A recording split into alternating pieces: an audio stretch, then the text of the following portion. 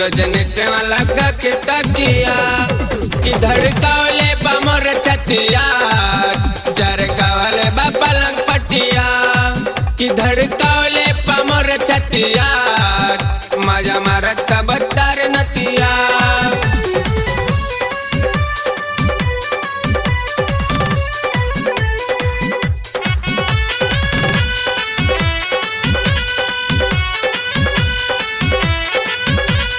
चढ़ल जवानी के पानी मुआना रोज हमर झरता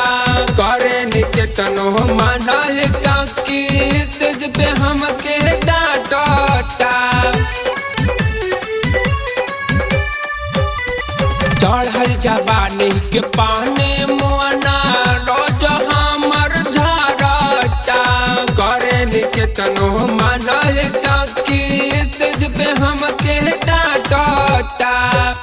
तुरे हथवा के मोर चुड़िया नहीं बुझा कटे मजबूरिया मजा मारता भतार नतिया रोजने चवला के तकिया कि धड़कावले बमर छतिया चरकावले पलंग पटिया कि धड़कावले बमर छतिया मजा मारता भतार नतिया।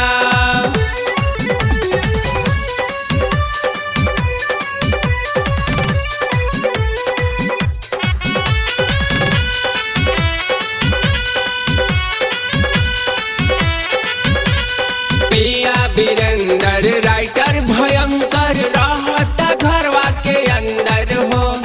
देवरा खजरुआ जंगला से देख ले सतेंदर हो नहीं बुझत के मोर बतिया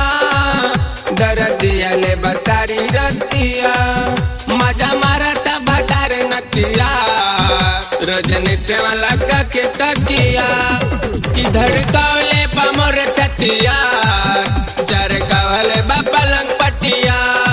कि धड़कावले बमर छतिया